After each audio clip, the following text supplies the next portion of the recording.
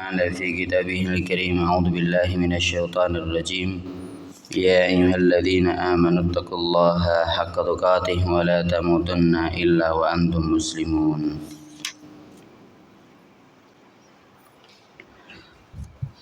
Hadirin jamaah salat subuh yang dirahmati oleh Allah Subhanahu wa taala. Marilah dalam kesempatan ini kita tingkatkan iman dan takwa kita kepada Allah Subhanahu wa taala. Salawat serta salam kita haturkan kepada Nabi kita Muhammad sallallahu alaihi wa alihi wa sahbihi wasallam. Hadirin yang dirahmati oleh Allah, salah satu sifatnya orang yang beriman kepada Allah Subhanahu wa taala itu adalah menginfakkan hartanya. Allah Subhanahu wa taala berfirman dalam surat Ali Imran, alladzina yunfikuna amwalahum wasari'u ila maghfiratin min rabbikum wa jannatin 'arduha as-samawati wal ardu u'iddat lil muttaqin alladzina yunfiquna fis sarra'i wad dharra. Allah Subhanahu wa taala memerintahkan orang yang beriman kepada Allah Subhanahu wa taala itu untuk bersegera, untuk berlomba mencari surganya Allah Subhanahu wa taala. Itu perintah dari Allah Subhanahu wa taala seperti itu. Salah satu sifatnya orang yang beriman, balasannya adalah surganya Allah Subhanahu wa taala, itu adalah ciri-cirinya adalah alladzina yunfiquna fis sarra'i wad dharra. Mereka itu menginfakkan hartanya dalam keadaan sempit ataupun dalam keadaan longgar. Maksudnya sempit ya ketika hartanya sedikit dia tetap sedekah, hartanya yang banyak pun juga tetap bersedekah, dan tentunya bila mana hartanya banyak sedekahnya pun juga lebih banyak.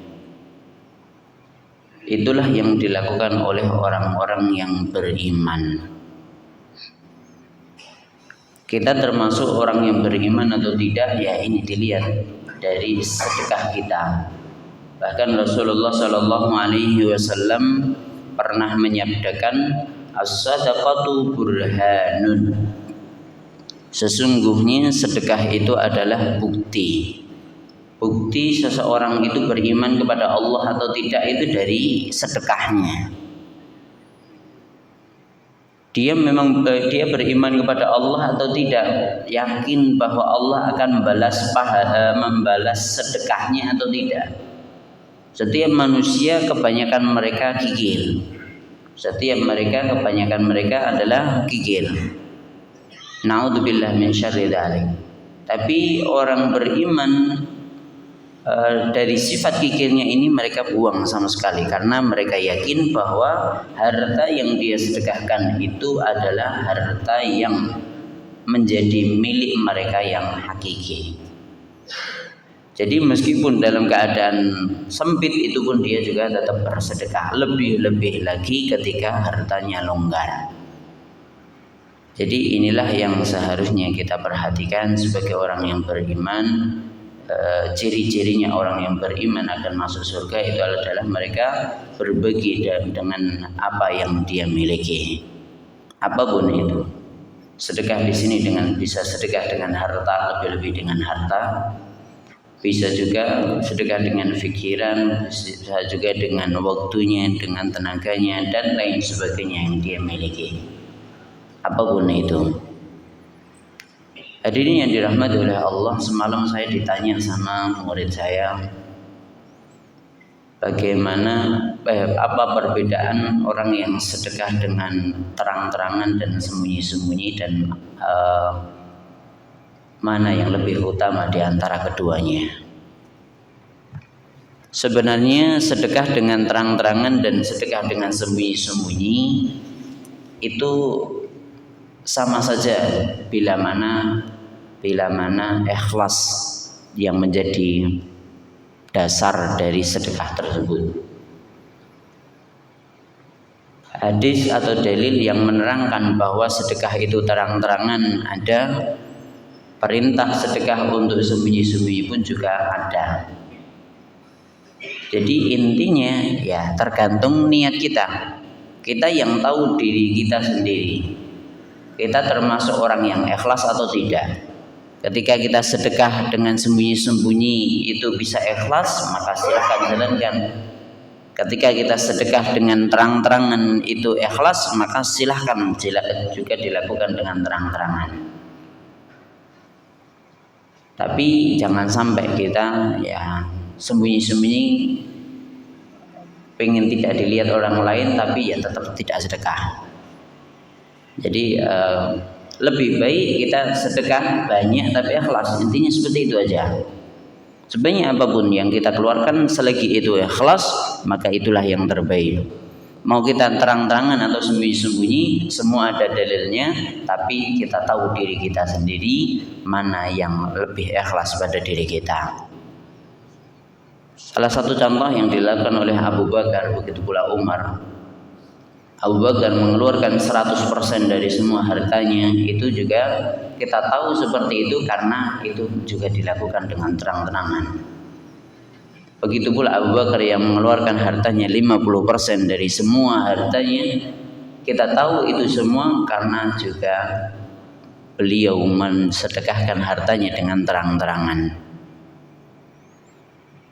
Tapi banyak kali pemimpin-pemimpin muslim yang mereka menyembunyikan sedekahnya bahkan sampai meninggal dunia.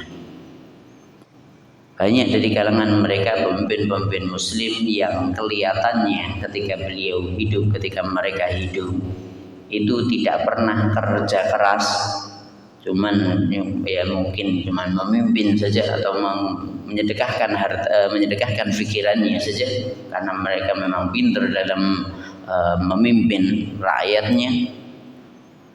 Itu mereka ya memiliki hal yang tersembunyi, salah satunya sedekah ini, sampai diketahui bahwa dirinya beliau atau pemimpin tersebut menyedekahkan itu diketahui setelah ketika dimandikan.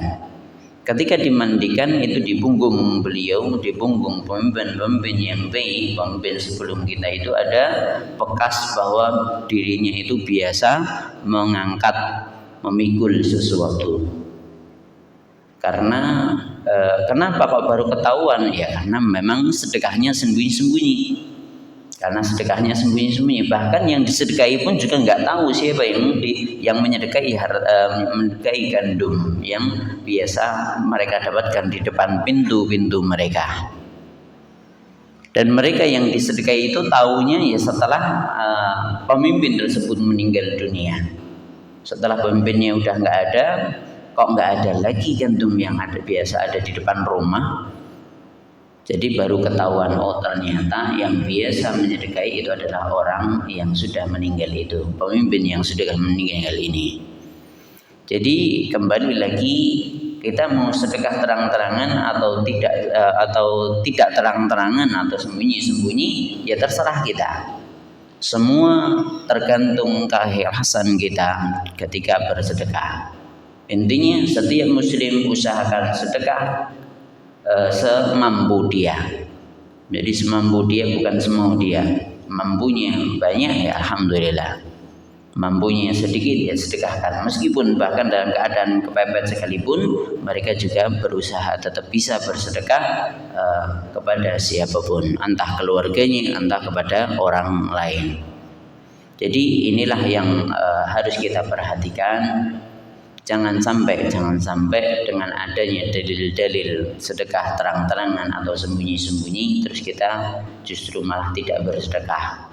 Padahal perintahnya atau ciri-cirinya orang beriman itu adalah selalu mensedekahkan hartanya ketika longgar, ketika lapang atau ketika sempit.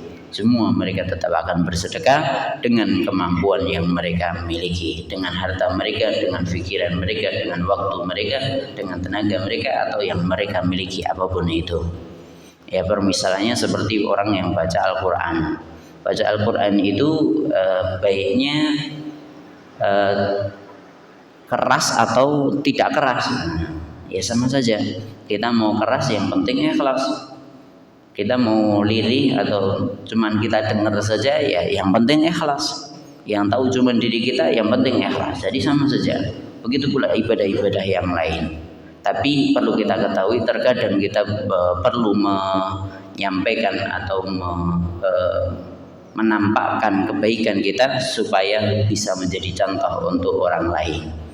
Tapi sesekali saja, sesekali kita butuh menyampaikan atau menyiarkan apa yang kita lakukan. Untuk apa? Untuk kita ngajak orang lain supaya mereka juga meniru perbuatan kita. Tapi kembali lagi bukan ketika terang-terangan saja kita melakukan kebaikan, bahkan ketika sembunyi-sembunyi pun kita juga tetap melakukan kebaikan. Dan yang terakhir berkaitan dengan sedekah. Rasulullah Shallallahu Alaihi Wasallam menyampaikan dalam hadis yang lumayan panjang.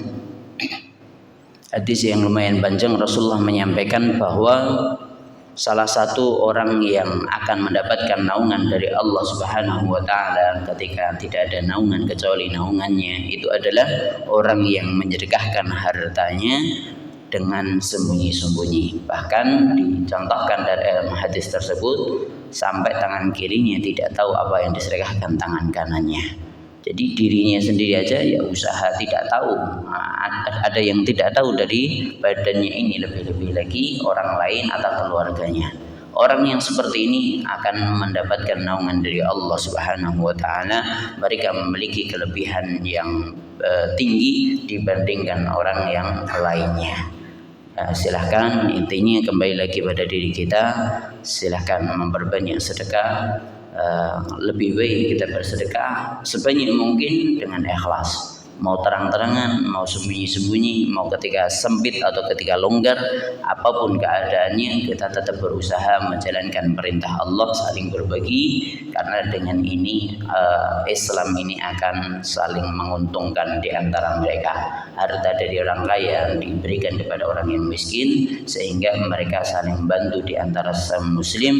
Dengan saling bantu seperti ini harapannya ada hubungan erat antara muslim satu dan yang lainnya, tidak ada perbedaan kasta di antara mereka. Mungkin ini yang bisa saya sampaikan, kurang lebihnya saya mohon maaf. Wa aqulu qawli hadza wa astaghfirullah li wa lakum walhamdulillahirabbil alamin.